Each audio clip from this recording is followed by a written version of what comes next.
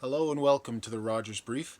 I'm Adam Rogers. Thank you for watching and thank you for listening. I'm going to be talking about Day 12 of the Mass Casualty Commission proceedings, and I had the experience today, the pleasure, I guess, of attending in person for the first time, and it was a bit of an eye-opener. Of course, I was aware of some of what was present inside the Nova Centre where the Mass Casualty Commission proceedings are taking place. As I said on Twitter, it felt more kind of like a law conference atmosphere than a court.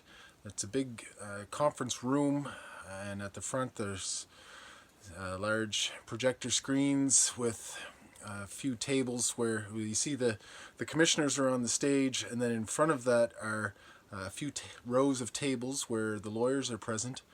Behind that is 5 or 6 rows of these circular tables where family members and such can sit, and then further behind that are more rows, space for a few hundred people anyway, of just individual seats. So lots of room there, and you can tell certainly that there's been some money spent as well. I noticed there were 2 photographers going around the entire time, and they're Mass Casualty Commission photographers. You're not allowed to take pictures in there, and they had these large background screens. So the first part of the day was a foundational document presentation, and then they took a break to set up for this witness panel, and they bring out this thing. It was 20 feet by 20 feet at least, or looked to be about that size, of this background panel. So for the camera shot behind the witnesses, they would have the Mass Casualty Commission logo and color scheme and all that thing,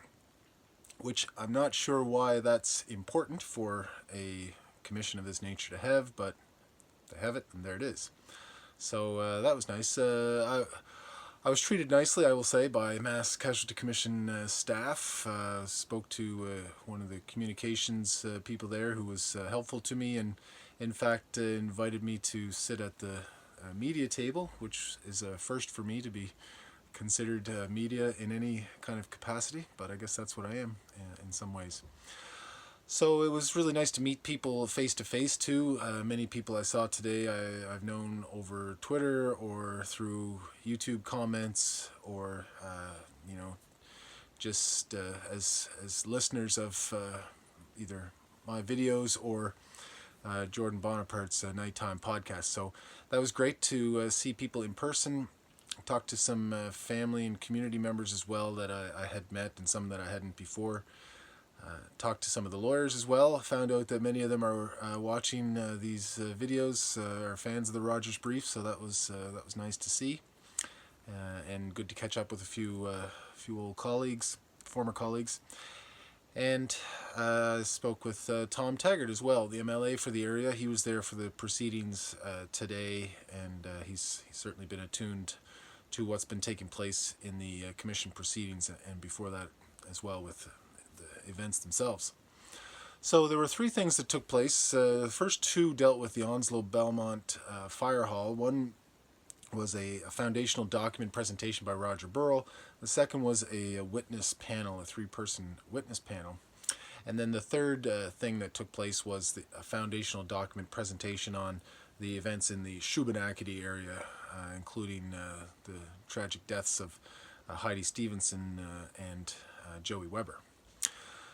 So starting with the Onslow Belmont Fire Hall foundational document. Now, many would know this already, but the fire hall had been set up that morning, the Sunday morning, the 19th, as a comfort center for those that were leaving Port-au-Pic that had to be evacuated. And included among those was Richard Ellison, who was part of the witness panel.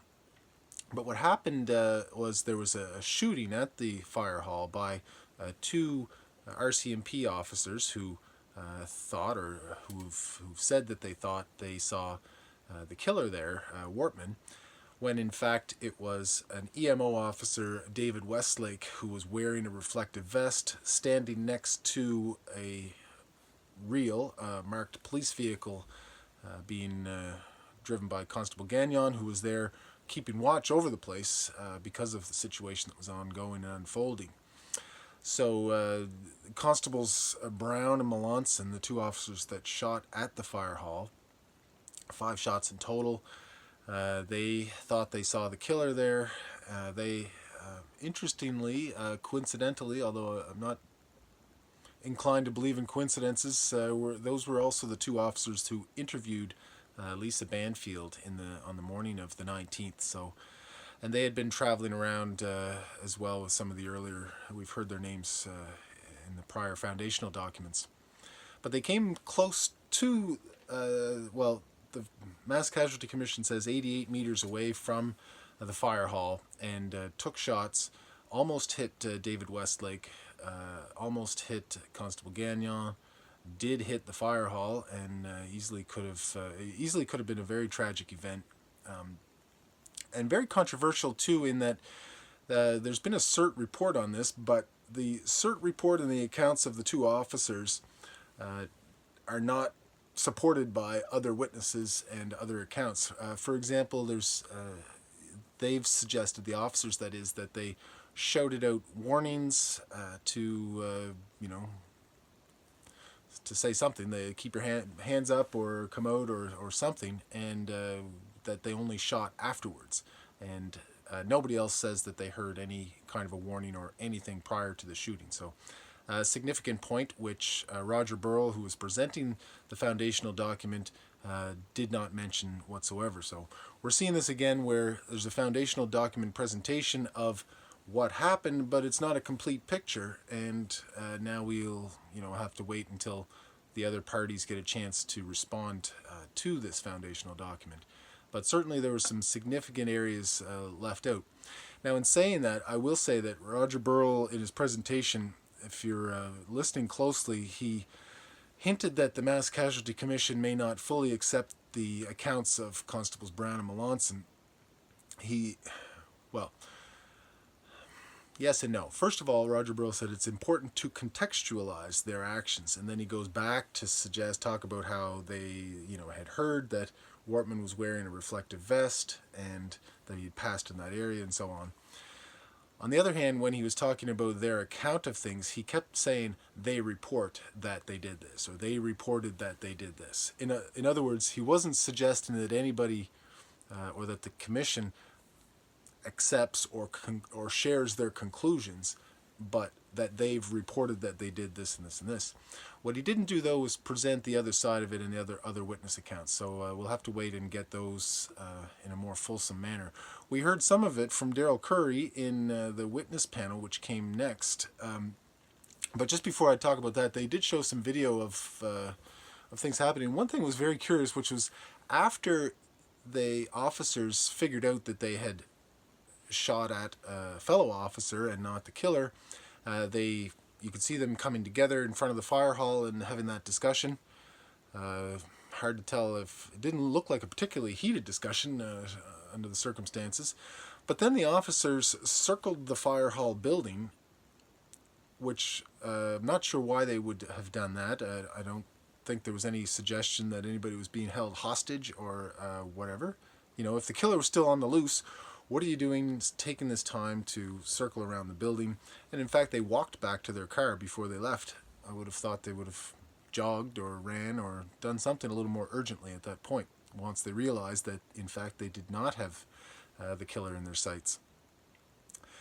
Now, the witness panel was quite powerful. It was very impactful, the incident on everybody that was inside.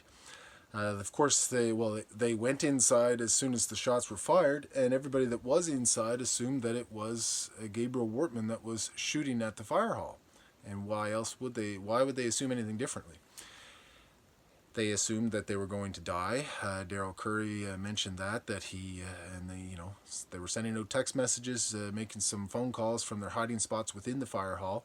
Heard a bang on the door when the officers were going around the side of the building, pounding on the door, and so, again, thought that was the killer. And nobody told them otherwise. Even after the police officers, the 2 officers that shot at the place left, nobody came in to say, listen, all right, this is it. It was a terrible mistake or anything to that nature to clear things up. And in fact, Constable Gagnon had moved his car around to the side of the building, so when they did emerge, they saw that the car was gone and thought that perhaps he had been killed and his car stolen. So lots of very very dark things going through the minds of everybody that was in there, because nobody told them what was really going on. So lots of questions to answer there. Hopefully we'll get a chance to hear from those police officer witnesses at some point in the near future. That car, they should have known that it was a comfort center. Certainly they say they didn't, but that police car in front of that building should have been a shield and not a magnet. It was interesting now about just thinking of the format of the witness panel.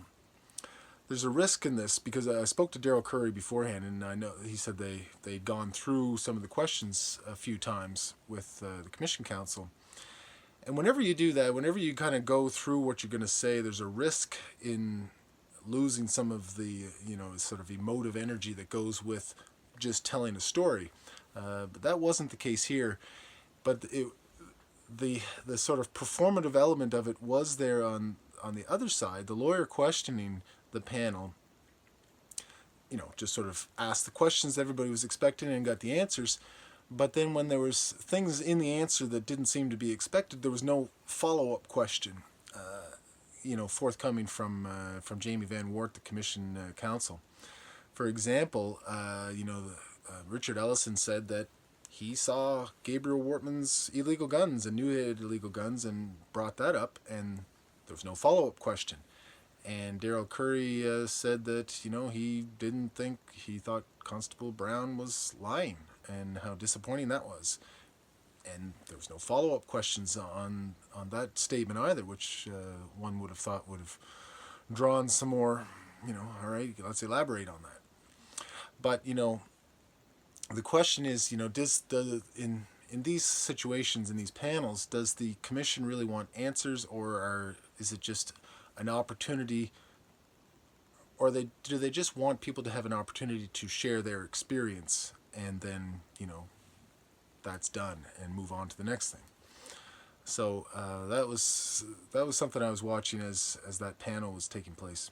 But very courageous of the panelists to get up there and say what they were saying, talk about their struggles, the medications and treatments that they've had to undergo since this terrifying couple of hours that they experienced.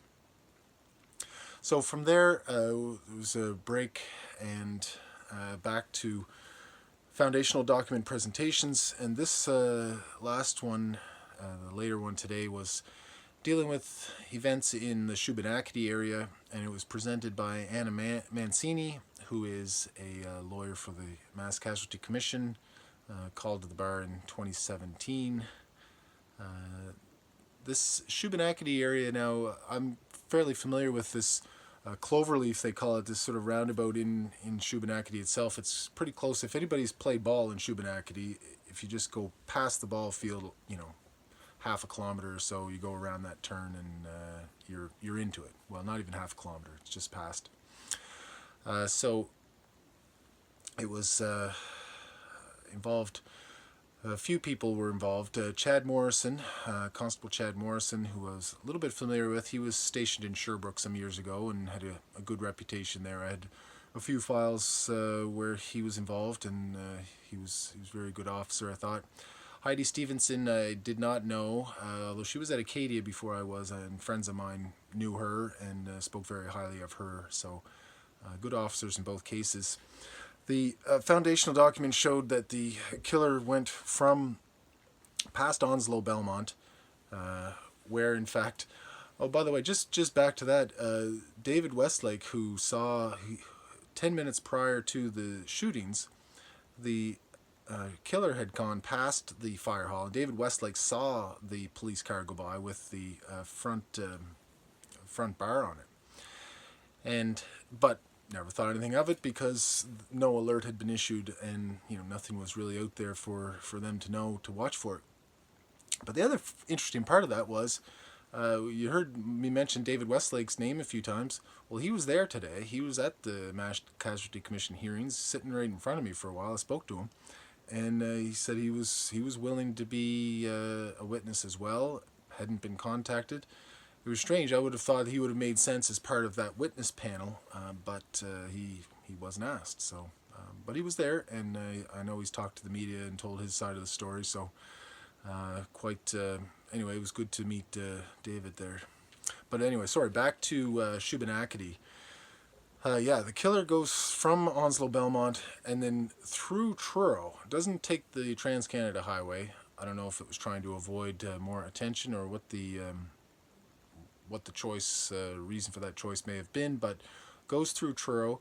We see many video surveillance recordings, businesses or homes that have video surveillance that saw this mock RCMP vehicle with the push bar going past. It seems, as we've discovered throughout these proceedings, that none of these surveillance video systems seem to have the correct time. They're always 4 minutes slow, 10 minutes fast, or something like that. So, but the commission was able to piece it together and show the pathway. We even saw the one video where the killer got out of his car to take off his jacket and change his vest. Killer looked to be in pretty bad shape. He's a big guy, but he had a big belly, soft-looking, sort of rounded shoulders. Not sure if that means anything, but this is an observation I made. Other things we learned in the foundational document presentation. One was that Heidi Stevenson had made a suggestion at 8:44 a.m. that the public be notified of the situation. So kudos to her for thinking of that. The Mass Casualty Commission said that the push bar in the front of Wortman's mock police car was not an advantage, but he collided head on with Corporal Stevenson's cruiser and seemed to have been able to get the advantage. Corporal Stevenson got away either 14 or 15 shots, but wasn't able to connect other than a grazing shot on Wortman's head. But